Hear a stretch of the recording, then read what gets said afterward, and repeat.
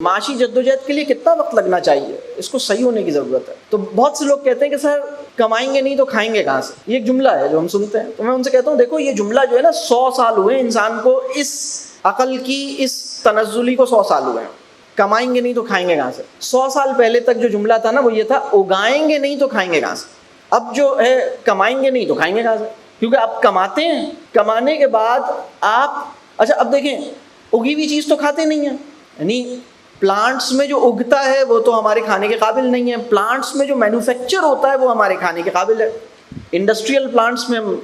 ہماری غذا تیار ہوتی ہے نا، باغات میں کھیتوں میں تو ہم تو اس کو مطلب وہ تو ہم قابل کھا سمجھتے ہی نہیں، مطلب وہ تو اس کو ہم کہاں، ہمیں تو وہ غذا کھانی ہے جس کے اشتہار چلتے ہیں، وہ غذا جو میں 150 روپے کی خرید رہا ہوں جس کے اندر 90 روپے اشتہار اور مینجمنٹ کے ہیں، اور شاید اس سے بھی زیادہ ہیں مشکل سے، یعنی 150 روپے میں اس کے پے کر رہا ہوں، اور اس میں جو غذا ہے اس کمپنی کو غذا کے اوپر جو قیمت لگی ہے وہ مشکل سے 45 روپے لگی ہے، اور میں 150 روپے دے رہا ہوں، اس لیے کہ میں پوری برانڈنگ کی کاسٹ بھی میں دے رہا ہوں نا۔ اور اس کے اندر غذائیت کتنی ہے،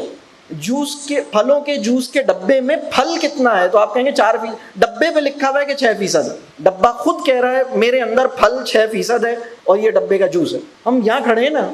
یہ کام پڑھا لکھا آدمی کر رہا ہے نا، بے وقوف آدمی تو نہیں کر رہا، ان پڑھ تو نہیں کر رہا۔ اس کو میں کہتا ہوں پوسٹ ایجوکیشن فنکشنل الٹریسی، تعلیم لینے کے بعد علم اور عقل سے بے نیاز ہو کے زندگی گزارنا۔ تو کھائیں گے نہیں، کمائیں گے نہیں تو کھائیں گے کہاں سے، یہ ہمارا دیکھیں نا اکنامک جو ہمارے ذہن میں اکنامک پورا جو اتنا پکا پھنسا ہوا ہے،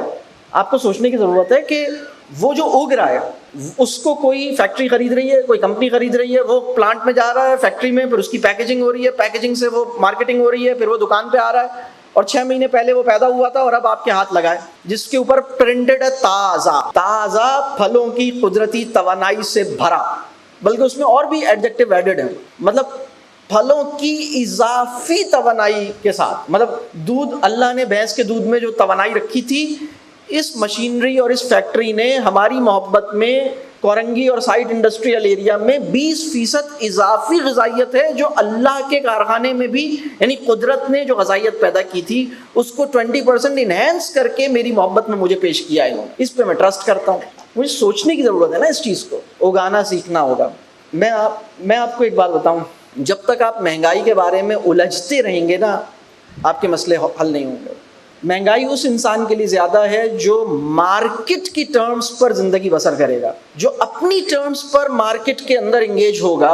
اس کے لیے مہنگائی زیادہ نہیں ہوگی انشاءاللہ۔ آپ نے اپنی ٹرمز پر، اس سسٹم میں اپنی ٹرمز پر انگیج ہوں۔ ابھی تو مسئلہ یہ ہے کہ وہ انسان جو سسٹم پہ مرد آباد زندہ باد اور نشتر پارک میں جھنڈا جلا رہا تھا، وہ مطلب سسٹم کا سب سے بڑا خادم ہے، مطلب یہ ہم کر رہے ہیں، زندہ باد مرد آباد، مطلب ریلی نکلوا لو، جلوس نکلوا لو، نعرہ لگوا لو۔ زندگی گزارنے کی زندگی، یعنی زندگی کیسے گزاری جائے، زندگی کے اندر ہم اپنے عمل سے، مطلب ہمیں اپنے عمل سے اس پورے نظام کو رد کرنا ہے، اگانا سکھانا ہوگا بچوں کو۔ میں تو حیران ہوتا ہوں پاکستان کے اندر بچوں کو پتہ ہی نہیں ہے کہ ادرک کیسے لگتا ہے، پیاز کیسے لگتی ہے، لہسن کیسے لگتا ہے، پودینہ، ہرا دھنیا، ہری مرچ۔ اور میں آپ سے بتاؤں، اگر آپ 120 گز کے مکان میں رہتے ہیں اور اس کے اندر کوئی لان نہیں ہے، کوئی اوپن ایریا نہیں ہے، کوئی کورٹ یارڈ نہیں ہے، اور آپ کے پاس ایک چھوٹی سی جگہ ہے، بالکنی یا ایک چھوٹی سی کھڑکی ہے، اور کھڑکی کے اوپر ایک چھوٹی سی جگہ ہے جس میں 4 گملے آپ رکھ سکتے ہیں، میں آپ کو بتاؤں آپ اپنے مہینے کے خرچے